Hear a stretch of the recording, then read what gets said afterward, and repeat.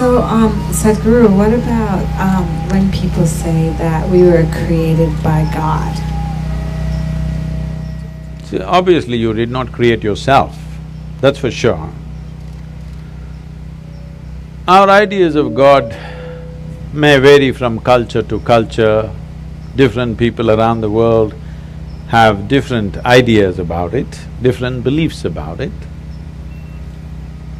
But why we came to this idea is this: we all crawled out of our mother's wombs and you see a newborn child how he's looking. He's asking, who, what the hell is all this? So much creation. Do you see question marks in his eyes? What? So much. Who did all this? Obviously first he looks at his mother. Well, the mother delivered you, but she can't deliver the planet. Then you look at your father, well, obviously he can't do all this. Then you looked at every other adult around you, nobody seems to be capable of doing all this. Then being human beings, we say, there is a big human being sitting up there, he does all this. I'm sorry ladies, he's a man.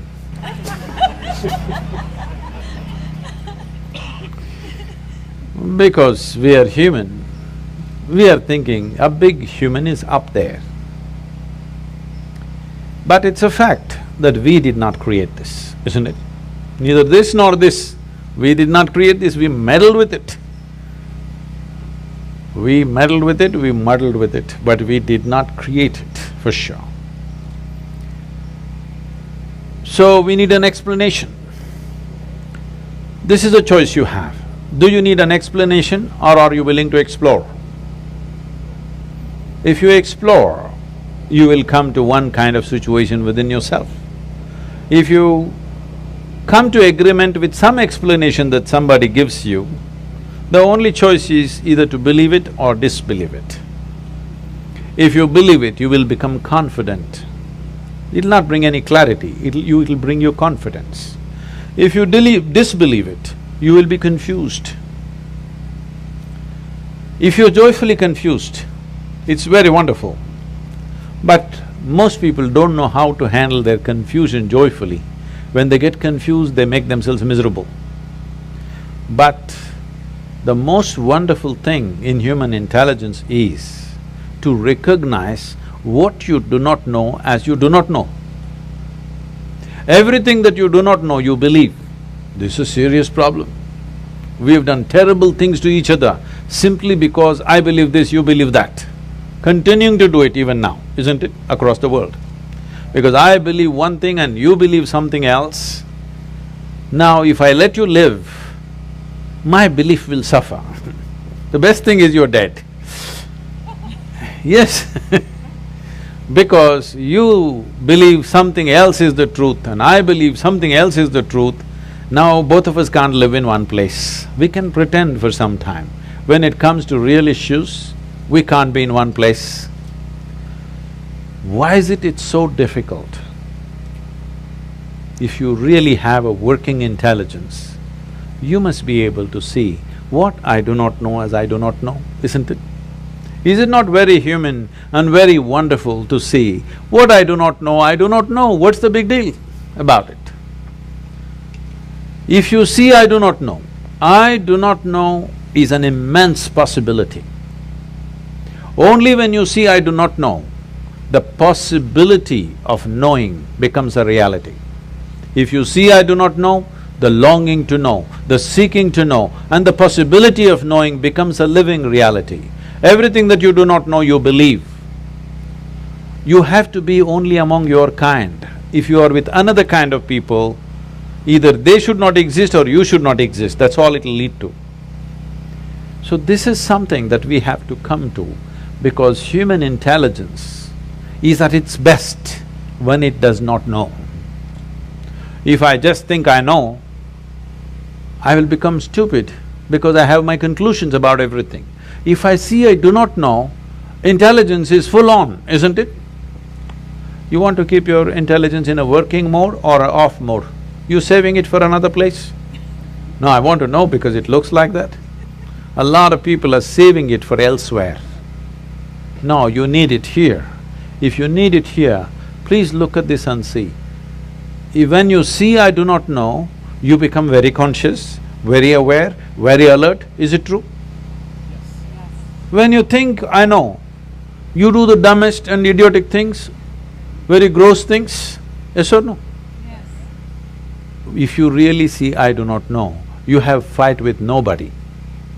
You have no fight with anybody, isn't it? Yes. I know is always a fight. So in the yogic culture, there is a phenomena.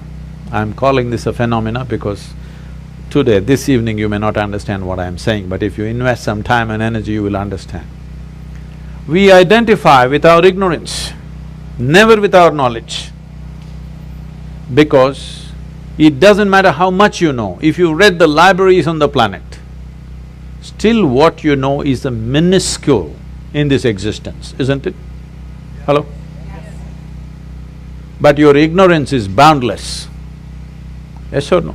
Yes. So, if you're identified with your ignorance, you will be borderless, boundless human being. If you're identified with your knowledge, you will become a constipated human being. Constipated means it happens little by little. This is how life is happening right now. Little by little it is happening. It is not happening in a beautiful way. It is little by little. We have to strive to find one moment of joy somewhere. We have to do so many things to experience one moment of ecstasy. If you want to just live here, drenched with nameless ecstasies going on in every cell in your body, every moment of your life, then you must identify with your ignorance. You must come to terms with your ignorance.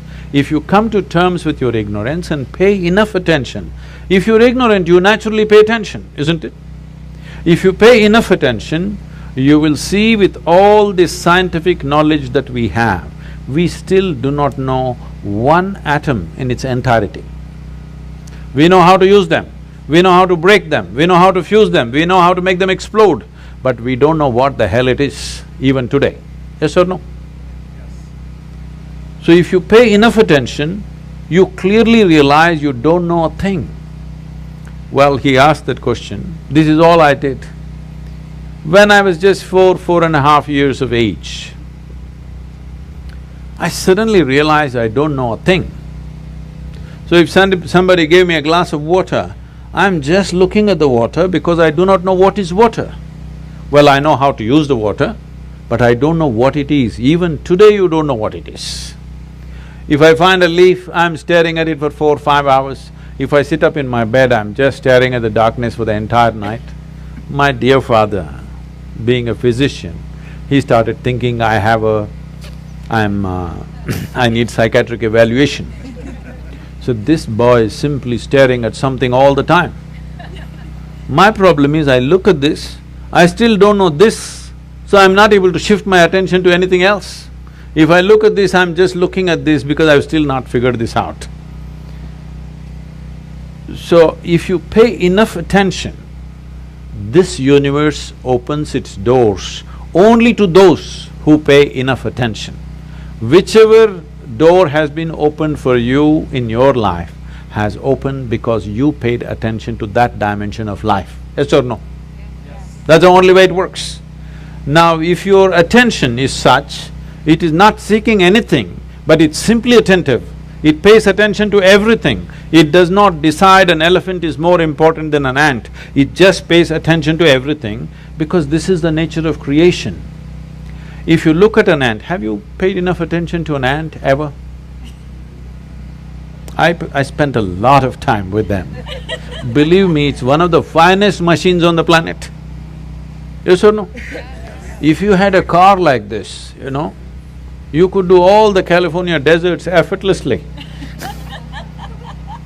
It's such a fine machine, it's not a simple thing. If you pay enough attention to the ant, you will realize whatever created this ant, it did not pay any less attention to the ant than it paid to you. Yes or no? Yes. Then who the hell are you to decide who should get more attention and less attention? It is just that you have to sharpen your ability to pay attention, not to any particular thing, to simply pay attention. If you pay enough attention, Is it true this body, though you gave food from outside, this body was created from inside? Yes? So whatever is the source of creation must be functioning from within you, isn't it? Is it? So, when you don't know what is the nature of the source of creation, you may use in English language. In India we have many words. In this part of the world, you may call it God.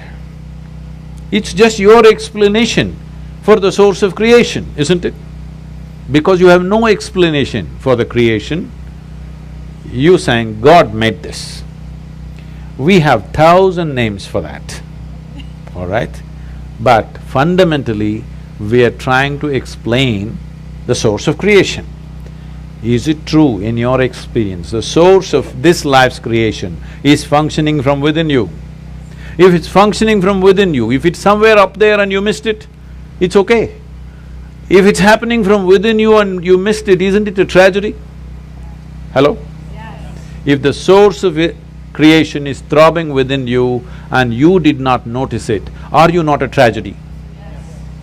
So my entire life and work is to just avoid the tragedy for people. Thank you. Thank you very much.